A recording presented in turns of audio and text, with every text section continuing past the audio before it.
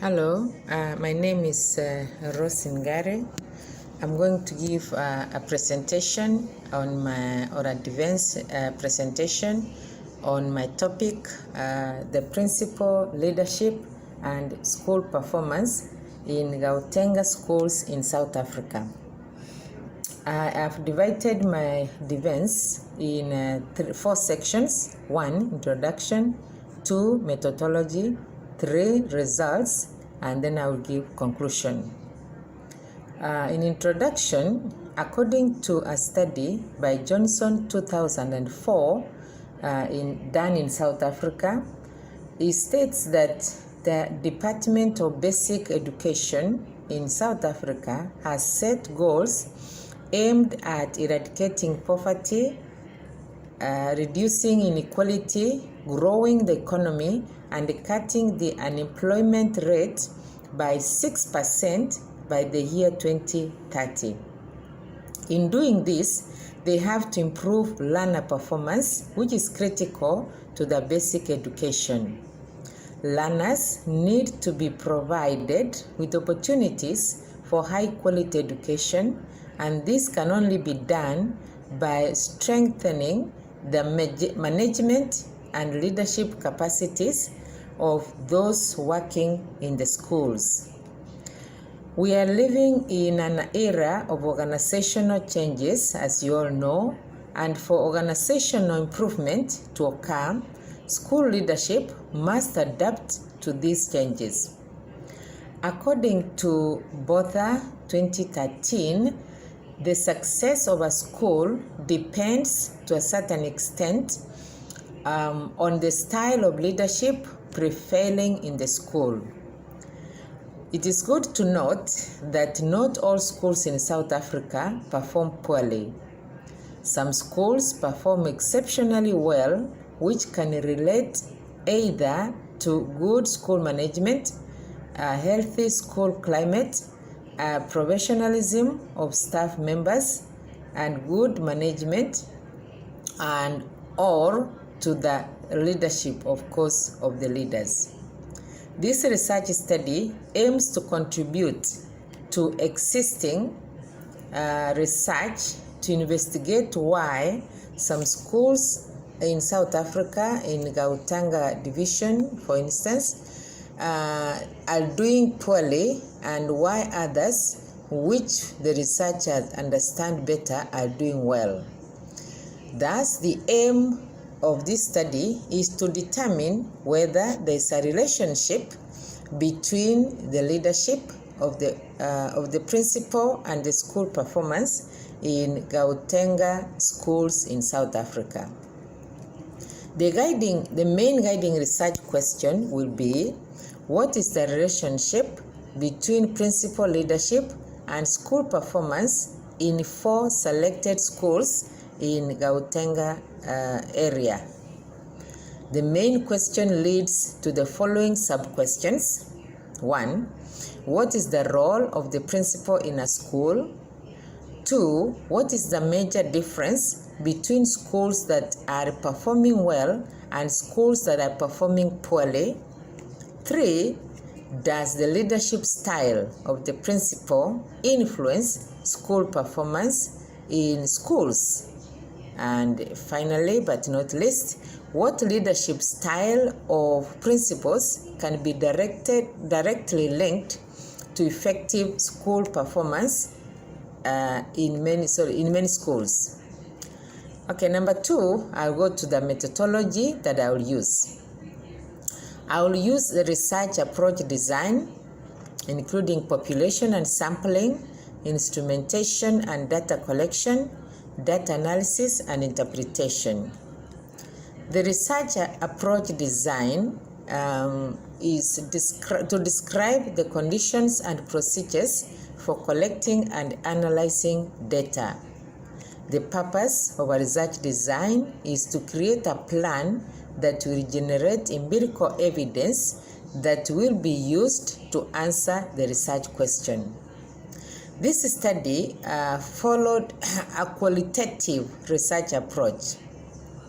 According to Roberts and Hart 2019, the qualitative approach focuses on people's experiences as per their views. It's narrative, as you all know, and it gives a more clear picture of what's going on. With that, the focus was placed on the voices of the participants in collecting data to answer the main research questions. Now, population and sampling, I targeted the research in the primary and secondary schools, both public and private, in the Gauteng province in South Africa. The sample drawn from the population entailed 4 selected schools in this area, 2 primary schools, 1 public school and 1 private school, and 2 secondary schools, again 1 public and 1 private. Just a minute. I beg to continue with my presentation from where I stopped. I was on population and sampling.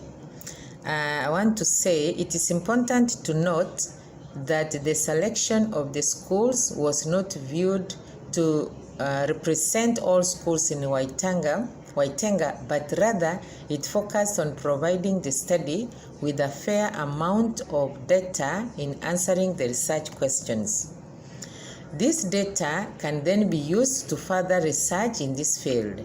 Also, snowball sampling was used, whereby each participant was expected to suggest another participant who fits the targeted profile.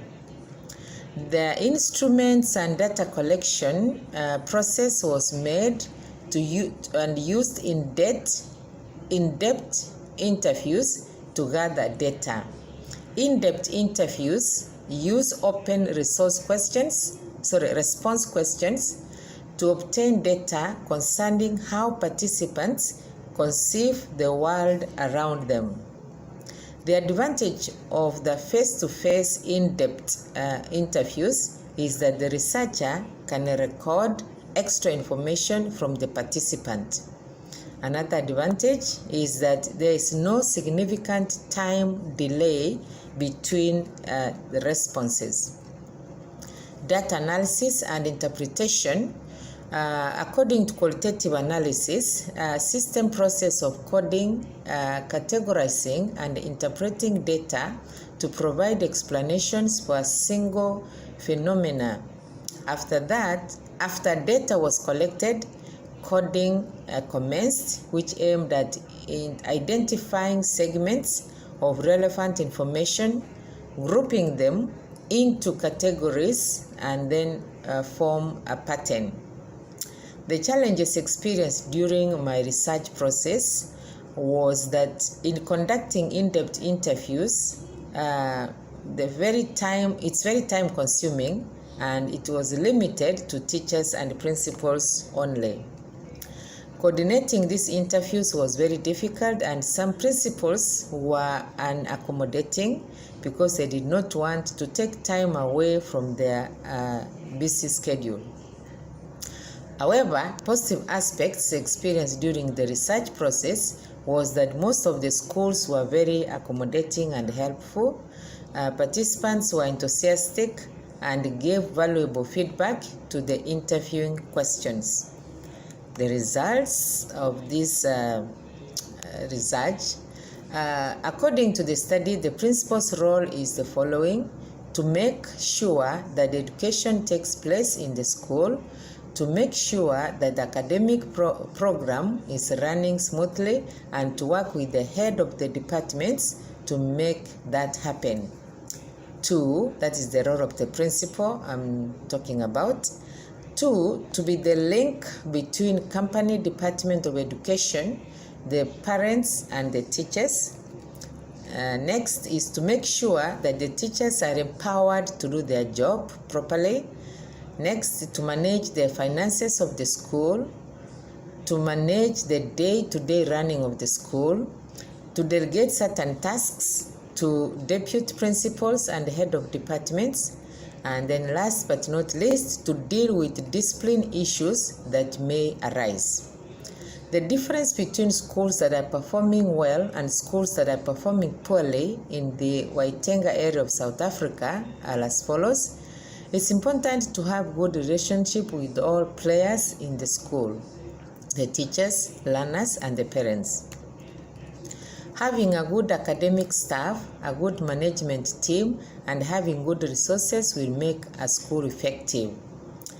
Delegate tasks and spread the load, ensuring that there is discipline and commitment from the teachers, parents, and learners. Communication is very important in making a school effective.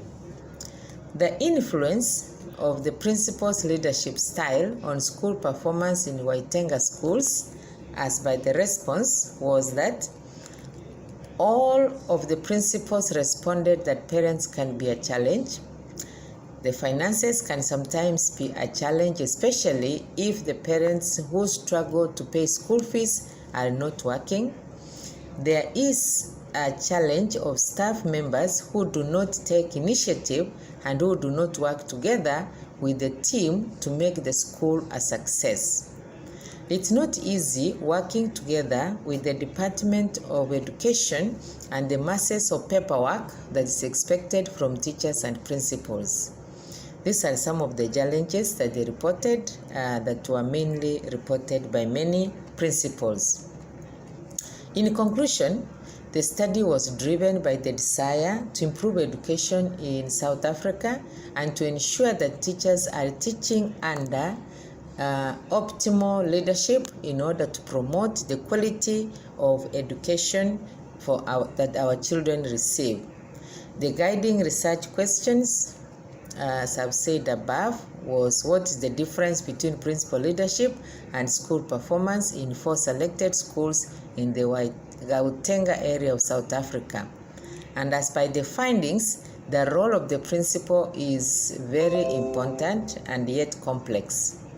The principal deals with anything that lands on his or her desk, which includes supporting and empowering teachers, working with the different levels of management to ensure the functions of the school go smoothly, ensuring good relationship between school and the community, overseeing school finances, and overseeing the daily functions within the school. The limitations to the study was that 2 private schools and 2 public schools in Gauteng may not have given it's a big area. This may not have given the right picture. And during the data collection phase, time was a significant limitation to the study, and conducting in-depth interviews required time. It was very difficult organizing interviews with teachers and principals. However, this was done. And the recommendations to my study is that principals who are appointed should have at least an honors degree in education management. This will enable them to manage the schools well. 2, principals who are appointed should have at least 5 years of experience in the relevant schools, primary or high school. 3, the principal's performance should be evaluated yearly. 4, teachers should be supported in their administrative duties by removing unnecessary administration tasks which take the focus away from the teaching activity. 5, schools should only appoint teachers with a relevant teaching degree from any accredited university to teach in their schools.